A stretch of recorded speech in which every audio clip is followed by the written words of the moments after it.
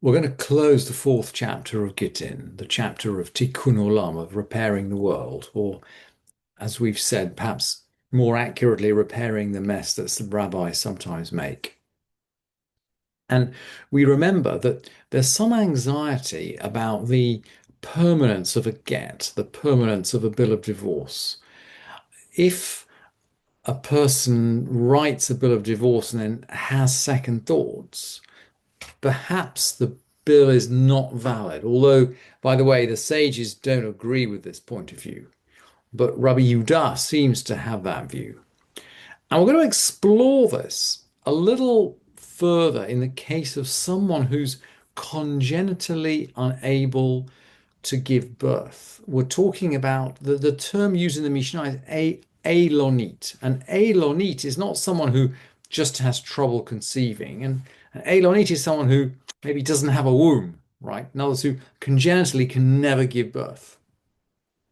Of course, in a time of the Mishnah, they didn't have quite the same scanning technology that we do have now. So how they determined the status of Elonit, to someone who congenitally was unable to give birth, that must be a little bit more difficult. But although their practical physicianship was maybe better than ours was today. But anyway, let's jump into the Mishnah. We'll sort of see how this plays out. We're in the eighth Mishnah of the fourth chapter. Hamotziet ishto mishem Ailonit. Someone who divorces his wife because she's an Ailonit. In other words, because she's congenitally unable to give birth. And the Mishnah assumes, by the way, that the marriage is a marriage which is based on real information on both sides. In other words, there's an underlying assumption, unless it's disclosed, that she can give birth. There's an underlying assumption, by the way, about him. I mean, if he is let's say he turns out to be an abuser, or if his situation turns out to be different from the one that she assumed when she married him, then the marriage could be equally invalid, and he may have to give her a divorce just as much as if she turns out in the final analysis to be unable to give birth. So this idea that the assumptions going into a marriage are crucial for its legal validity are carry on both sides. On both sides, this is gender neutral. Although we don't make quite so much of this on the male side, perhaps as we should today in terms of disputes about Gittin. So the problem is, if a man writes out a bill of divorce on the basis that his wife is unable to have children, what if she's later found to be perfectly normal? Is the divorce invalid? And of course, if the divorce is invalid, that causes real problems for her subsequent children, because she's married to a second man and she was never properly divorced. So Rabbi Yehuda is going to say, Rabbi Yehuda Omer, Lo Yachzir.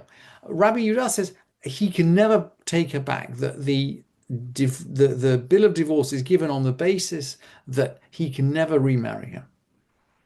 The sages say he can remarry her. We've already seen that the sages don't seem to be anxious about the validity of the divorce document, the validity of the get. And now let's just play this example out in practice. So she married somebody else. She had children. V'hi tovat ketubata. And she then demands her ketubah. So the marriage, the dissolution of the marriage under kind of so to speak, it was undertaken in error. It doesn't require him to pay out her ketubah. But if she turns out not to be an Ailonit, well, maybe she can come back and demand her ketubah. So that's what's happened. She marries someone else. She has children. She comes back and asks for her ketubah. Or Rabbi Yehuda is going to stick to his line. Rabbi Yehuda, Amar Rabbi Yehuda, Rabbi Yehuda says, Omrimla, we should say to her, or they should say to her, Shtikatich yafalich mi diburich.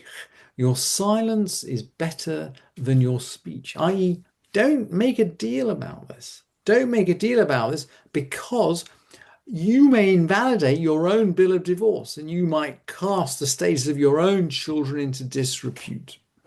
That's Rabbi Yehuda. And Halacha doesn't go according to Rabbi Yehuda, but the Mishnah records it. And the Mishnah then goes on to parallel the situation of a woman who's divorced to a piece of land in the land of Israel that is sold to a Gentile. And we'll see, by the way, in the Mishnah of Kiddushin, that the sages make continual parallel between the settlement of the Jewish people in the land of Israel and marriage. They make continual parallels between these two topics. So it's not surprising that the fourth chapter closes on this point. But if you like, on the way, we're going to look at slavery. So first we're going to look at slavery, then at land. Really interesting insight into how the Mishnah connects up these ideas: marriage, slavery, land of Israel. Someone sells himself and his children to a Gentile. So he sells himself to raise money. Ein podin otam, we don't redeem them. Why wouldn't we want to redeem them? Well, again, just as we've said, we're not going to pay more than the market value for slaves because it might be a burden on the community or because it might encourage people to we don't pay more than the market value for hostages because it might become a burden on the community or it might encourage Gentiles to take hostages. We are worried that if we redeem this guy, he'll just sell himself again. You see this, it's just a money-raising trick from the community. So the Mishnah rule, Ein podin otam, we don't redeem them. Interestingly, all the commentators say this applies to the third time round, i.e. we do redeem him the first time, we do redeem him the second time, but the third time round we say, hang on, this guy he's crushing the community, he's not behaving responsibly, we're not going to redeem him. However, aval, the Mishnah continues, aval, podin et habanim la'achar mitat avihen. We do redeem the children after the father has died. So even the third time round, we let the father pass on and we then go back and we redeem the children. We don't want the children to grow up as slaves to non-Jews. And then we saw this part of the Mishnah begins, hamocher et, someone who sells himself. The Mishnah continues, hamocher et sadehu lanochri, someone who sells his field to a Gentile. This is clearly a field in the land of Israel.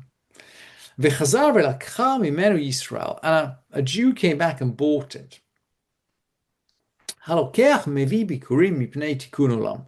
The purchaser must bring first fruits from it because of tikkun olam. The purchaser must bring first fruits because of tikkun olam.